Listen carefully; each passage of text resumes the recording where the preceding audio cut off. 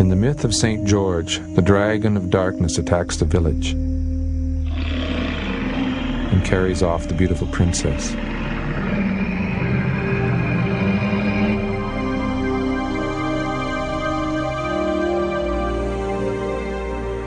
Then along comes the hero, St. George, who vanquishes the dragon and frees the princess. But in the earlier versions of this story, the dragon is the terrible aspect of the princess herself.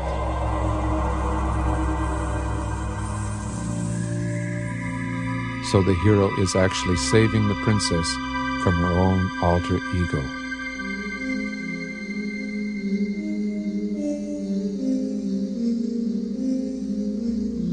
In the later versions, the innocent princesses and fair maidens are often victimized by an ugly witch.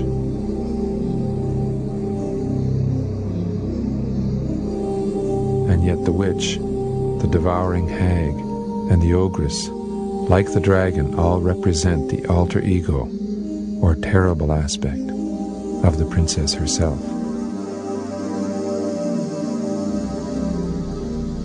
And while the witch may soar across the sky with disheveled or flaming hair, she also takes the form of a serpent or fire-breathing dragon when she grows wrathful.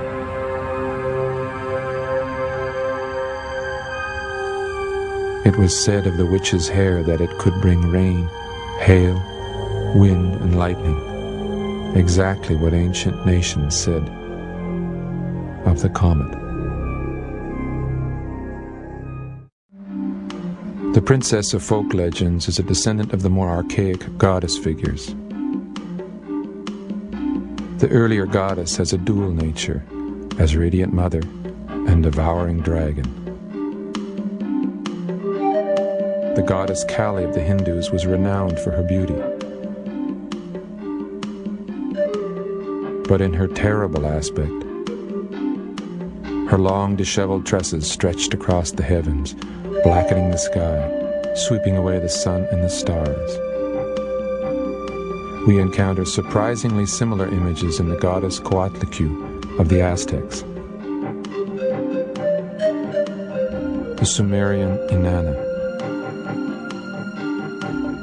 Egyptian Hathor, Canaanite Astarte,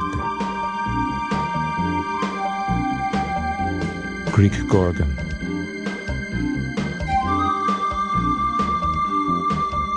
Hindu Rangda, and in the medieval witch, the most popular later caricature of the angry or lamenting goddess.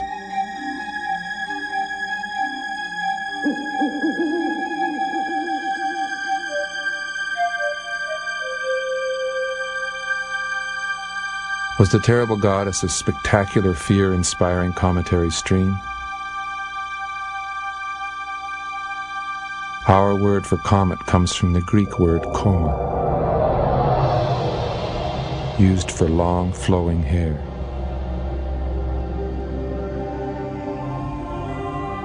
The torch, the flame, streamers, streaming feathers, various symbols of brooms, whisks, and flails. Around the world, these images signify both the angry goddess and the doomsday comet.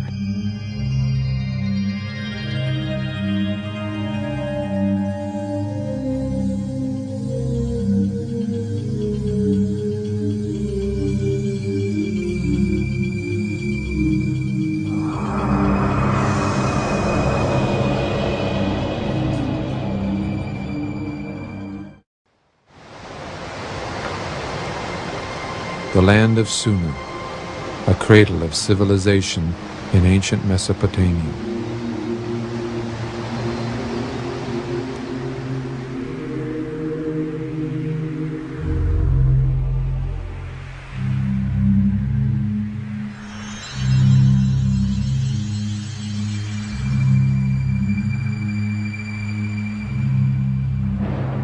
A prototype of the early goddess figure is the Sumerian Inanna.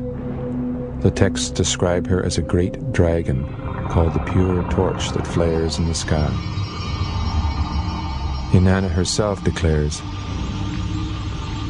I was the blazing, the brilliant fire. I was the fire whose flame and sparks rained down on the rebel land. I was the conflagration that shone forth in the heavens when the heavens shook and the earth trembled and quaked.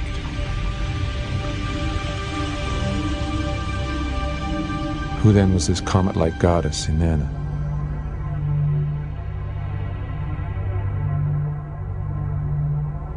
For the very first astronomers of ancient Mesopotamia, the goddess Inanna is not an unknown cometary intruder. She is a planet.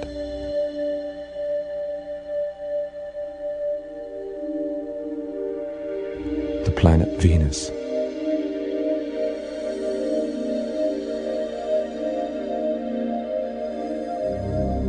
In later Babylonian astronomy, the planet Venus was still remembered as the lamenting star. It was called the witch star.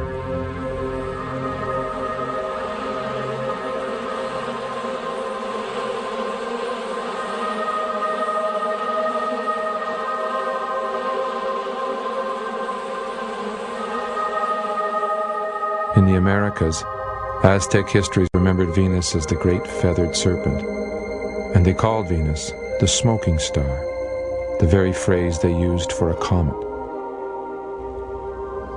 The stargazers of Peru knew Venus as Chaska, the long-haired star, the most common phrase for the comet among ancient peoples.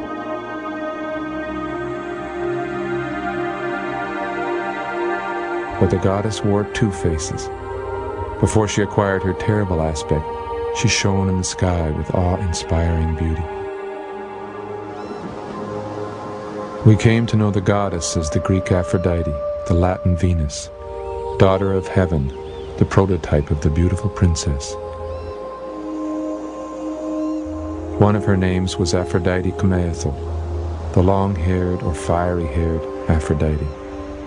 In the language of ancient astronomy, Aphrodite Kumaethel means the comet Venus. The Greeks and Romans shared the tradition of an archetypal comet of extraordinary beauty, radiating its hair in all directions. This was the Roman portrait of that comet, a symbol of celestial power and glory. Its name was the Star of Venus. So we're not just dealing here with princesses and angry goddesses and serpent dragons that turn out to be the doomsday comet. We are confronting the mythical parent of comets, a comet inspiring both veneration and dread, a comet that turns out to be a planet, Venus.